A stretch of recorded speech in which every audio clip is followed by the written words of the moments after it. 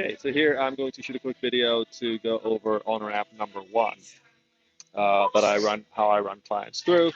Um, the goal with number one is to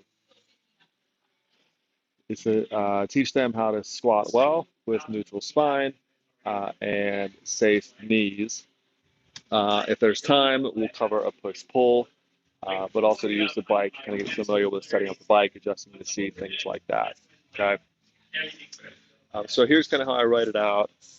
Is squat. I list four uh, POPs in order of priority. So neutral spine, it's always first. Safe knees, number two. Depth and like other technical aspects, three. And then I let them know that, once those are in place, then adding load for strength training uh, can come, after those other three POPs are in line. We'll go through a quick, like a 9-minute EMOM, one about 40 to 45 of work with transition. This is where you got to kind of adjust it to them based on their level and their conditioning. You have them do a squat movement, and I might change this up round to round. Have them do like goblet squats round one, lunges round two, maybe step ups round three, or dumbbell front rack or something like that, just to kind of give them a different exposure with different squat movements. A push pull, it could be push press, a dumbbell. It could be like push ups, ring rows, and again I'll kind of switch round to round. Round one might be push ups, round two ring rows, round three push ups again or something like that. And then three, get on the bike and pedal their hearts out. No, help them find a good pace, a sustainable pace. It's not going to burn them out, but give them, a good stimulus. Kind of take that intensity up a notch with that. All right, so starting with the PVC pipe, I cover neutral spine. So take the pipe, I show them how it should stay in contact with my tailbone, my shoulder blades, and the top of my head. And we just start with some good mornings. Okay, few good mornings to practice neutral spine. I cue them to push their hips back and squeeze their shoulders. Okay, to engage the upper back and lower back system. Once you're able to do that, I'll have them just do a few air squats without the pipe. Okay, I just want to know where they're at with this squat. A lot of times, so we'll see like, knees caving, we might see leaning forwards and different things like that. Once I see where they're at with the squat, then I have them put the pipe back on their back and try some squats and try to maintain neutral spine again. Now, what we'll see is a lot of times they will kind of lose or they'll kind of get stuck here somewhere, unable to get to the bottom with neutral spine. If that's the case, I will have them forget about the pipe, get to the bottom of their squat, get kind of comfortable and balanced, and then I'll bring the pipe and I'll say, okay, get to neutral spine, okay?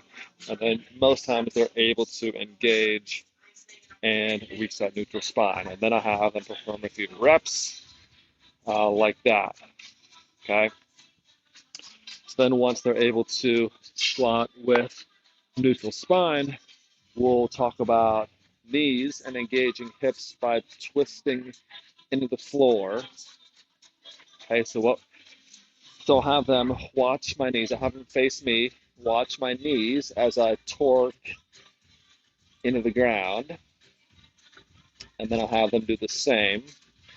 Twist their feet out and squat down, push their knees apart. Now, what we want with knees is the inside of our knees should be over the center of our toe box. Okay, so I'll hold this pipe in front of my foot first and show them where I want the knees to go.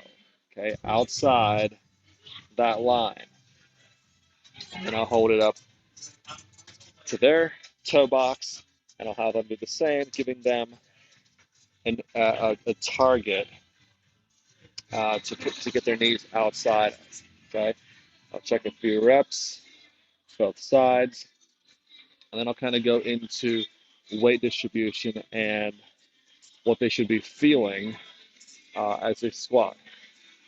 So we want to feel weight in the outside edge of our feet and with our feet flat. So I will show them what we don't want. If we don't engage our hips, our glutes, and our knees cave, we'll see the outside edge of the shoe lift up a bit. Okay, that's what we don't want. Now, if they engage their hips, push their knees out, then the shoe should stay flat. Okay, and we should feel the floor in the outside edge of our feet. All right, so that kind of covers the squat, right? So neutral spine, knees out, and weight distribution covers that. Then we'll go into push-pull. I covered just some basics on push-pull. It might be push-ups and ring rows. It might be strict press or push press. Let's cover push-ups here. Push-ups, ring rows, I simply start by having them learn to engage their scapulars and lats and keep their shoulders down and back. So I'll have them do just a couple kind of shoulder circles. So I'll have them reach forward, shrug up, pull back, pull down, forward, up, back, down. And I'll say back and down is where we want our shoulders to be whenever we're pushing something or pulling something. So then I like to set them up with a barbell on the rig for push-ups,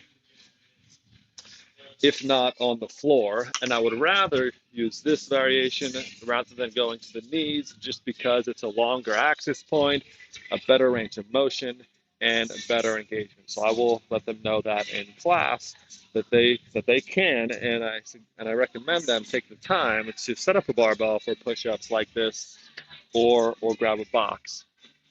Okay, so I'll take them through a set of push-ups, and I'll be watching for shoulders staying engaged. I'll be watching for that bar to tap their sternum. We don't want to see it way up here. We want to see it down here, okay? And I'll watch for their shoulders, for their back to stay nice and strong and not shrugging up as they press. Then we'll do a set of ring rows as well. I'll show them how to get set up with it, have them engage their shoulders and lats, and then go through a set of 10 or so ring rows. Then we'll go into that EMOM, 9 minutes with a squat movement. I'll have them do some lunges in a round of those if they can, maybe some light goblet squats, or even front racks with dumbbells if they're maybe a little bit more experienced. When they do lunges or box step-ups, I will cue them to keep their knee pushed outward, right? That way they connect the different squat movements with the principle of keeping their knees out over their toes. One more thing that I forgot to mention earlier that I usually cover is an introduction to bar path. So I explain bar path this way. Pretend there's like a 2-inch channel kind of stacked over our shoelaces, and that's where the weight should travel up and down in that channel. Okay, we don't want it going forward, pulling us off balance. We don't want it going backwards, tipping us over. We want it to stay centered over our shoelaces generally, and I give them the visual of that channel against their body that the weight stays inside of. Just a quick intro to bar path with this session as well. Okay, so that kind of covers session 1. I will see you in the next video.